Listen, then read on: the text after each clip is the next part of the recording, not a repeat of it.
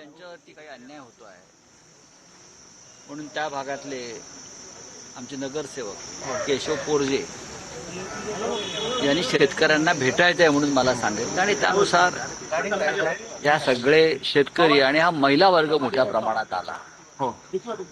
तोपर्यंत मला या विषयाचं गांभीर्य माहीत नव्हतं. ठीक आहे, जमीन संपादन भूसंपादन होत असतं, विरोध होत असतो, पण कमलाबाई धोंडीराम खिरकाडे ह्या आजीबाई आल्या आणि त्यांनी मला त्यांचा हात दाखवला.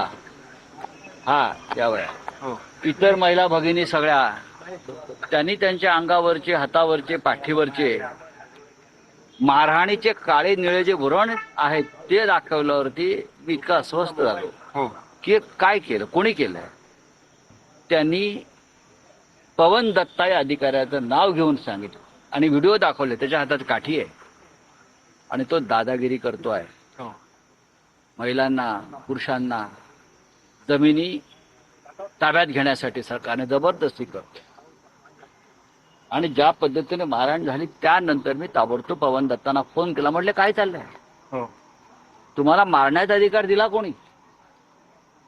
तुमचं IAS ट्रेनिंग मध्ये जबरदस्तीनं भूसंपादन करताना वृद्ध महिलांना अशा प्रकारे मारहाण करा असं ट्रेनिंग दिलंय का? मला प्रधानमंत्र्यांना विचारावं लागेल.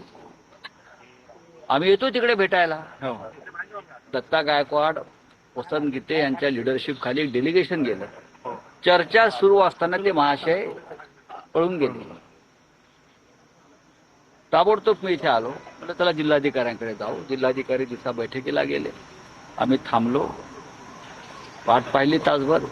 त्यांची पूर्वनियोजित बैठक होती. आलो.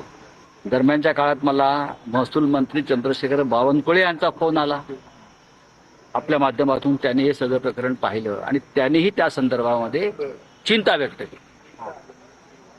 अत्यंत संवेदनशील भाषेत त्यांनी मला सांगितलं की तुम्ही म्हणता हे जर खरं असेल तर मी नक्कीच त्याच्यामध्ये स्वतः लक्ष घालून हा विषय संपवतो. काळजी करू नका, शेतकऱ्यांना न्याय देऊ. जिल्हाधिकारी आयुष प्रसाद हे सद्ग्रस्त आहेत. त्यांनीही चांगला संवाद साधून या संदर्भात मार्ग काढण्यासाठी प्रयत्न करतो असं म्हटले आणि मी स्वतः त्यात लक्ष घालणार आहे. सकाळी 7 वाजता सरकार कामाला लागलं. 7 वाजता लोकांच्या घरात घुसले. आता दांडे घेऊन सकाळी 7 वाजता महिला आंघोळीला गेलेल्या आहेत, कपडे बदलतायत आणि त्या परिस्थितीत त्यांच्यावरती हल्ले या राज्याचे प्रशासनातले अधिकारी करतात. लाज वाटली पाहिजे. तुम्ही काल नाशिकमध्ये धर्मध्वजा फडकावलत ना, काय त्या धर्मध्वजाचे पावित्र्य आहे की नाही? नारी शक्ती कशा करताय? शिवसेना या विषयावरती आंदोलन करणार आहे, पण आम्ही थांबलो. चंद्रशेखरजी बावनकुळे यांच्यावरती माझा विश्वास आहे. मी त्यांना अनेक वर्ष ओळखतो. संवेदनशील मंत्री आहे. जिल्हाधिकाऱ्यांना सुद्धा बोलताना मला जाणवलं की त्यांनी याच्यातून मार्ग काढायचा आहे. आणि या आजीबाईंसारख्या ज्या असंख्य आमच्या भगिनी आहेत, तुम्ही याला त्यांचा आवाज ऐकावा लागेल. तुम्ही जबरदस्तीने त्यांची घरं आणि शेती ताब्यात घेऊ शकणार नाही. तुम्ही समृद्धीसाठी अनेकदा रस्ते वळवलेले आहेत ना, लोकांच्या जमिनी वाचवल्या आहेत. कॅप्टन खरातची जमीन तुम्ही वाचवली आहे 17 ठिकाणी. मग ह्या आमच्या भगिनींचं सुद्धा घर आणि शेती वाचायला पाहिजे. ही आमच्या शिवसेनेची भूमिका आहे. यात मला राजकारण फार आणायचं नाही, पण जर परत पुन्हा या भगिनी तक्रार घेऊन माझ्याकडे आल्या तर लक्षात घ्या, फार या नाशिकमध्ये वेगळा प्रकार घडू शकेल. साहेब, पण आपण आता मागणी काय केलेली आहे जिल्हाधिकाऱ्यांकडे? ज्या 2-3 प्रमुख मागण्या नाही, मुळात असं आहे की या भगिनी आहेत, या आजीबाई आहेत, त्यांचं म्हणणं ऐकायचं. माझं काही म्हणणं नाही.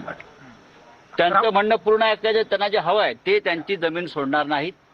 तुम्ही जबरदस्तीनं त्यांची जमीन घेऊ शकत नाहीत. त्यांनी याआधी 4 वेळा त्यांची जमीन गेलेली आहे. धरणामध्ये गेली आहे, अजून कुठल्या प्रकल्पात गेली आहे, बरोबर नाही? रोडमध्ये त्यांची जमीन गेली, धरणामध्ये गेली, 5-6 वेळा गेली. आता किती वेळा या वयात त्यांनी जमीन आपली द्यायची? हा साधा भावनिक विषय आहे. आमच्या इतर भगिनींचा सुद्धा तोच विषय आहे.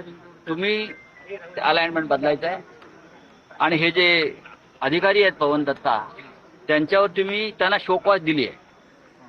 त्यांनी मला सांगितलं की या घटनेनंतर आणि आता ही सगळं झाल्यावर त्यांना आम्ही ताबडतोब शोकॉज दिलेली आहे, त्यांच्याकडनं उत्तर मागवलेलं आहे आणि त्यानंतर आम्ही कारवाईचा विचार ते करू. ते पळूनच गेले नाही तर खोटं पण बोललेत की जिल्हाधिकाऱ्यांकडे जातो, जिल्हाधिकाऱ्यांनी बोलवलंय. खोटे बघा, हे त्यांना नवीन सरकारमधलं प्रशिक्षण असेल, खोटं बोला, पळून जा. त्याच्यामुळे हा प्रश्न मी संसदेमध्ये नरेंद्र मोदींना विचारणार आहे, भर पार्लमेंटला विचारणार प्रश्न मी.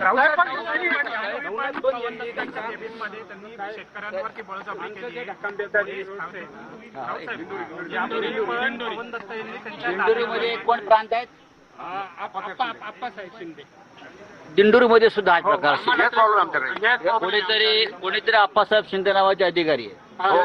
3 कोटी 80 आम्हाला 1 कोटी 40. 1 कोटी आप्पासाहेब शिंदे नावाचे एक प्रांत अधिकारी आहे, त्यांच्या सुद्धा अशाच प्रकारच्या अरेरावीच्या तक्रारी आहेत.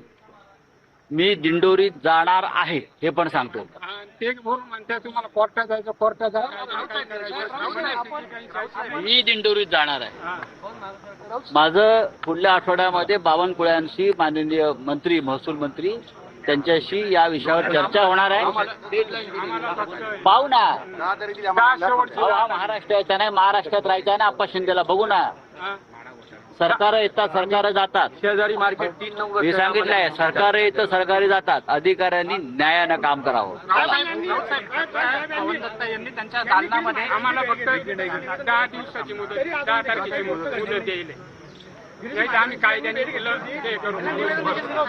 याच्यामध्ये हा विषय जो आहे हा प्रामुख्यानं शिवेंद्रराजे भोसले आणि चंद्रशेखर बावनकुळे यांच्या अखत्यारीतला आहे. वेळ पडली तर मी गिरीश महाजन यांच्याशी सुद्धा चर्चा करीन. तशीच वेळ पडली तर राज्याच्या मुख्यमंत्र्यांना मी या आजीबाईंची व्यथा त्यांच्या समोर मांडीन. पवन दत्त यांच्या केबिनमध्ये यापूर्वी पण त्यांनी पोलीस बळाचा वापर करत शेतकऱ्यांवरती अमानुष आता करून दाखवावे, यापुढे करून दाखवा.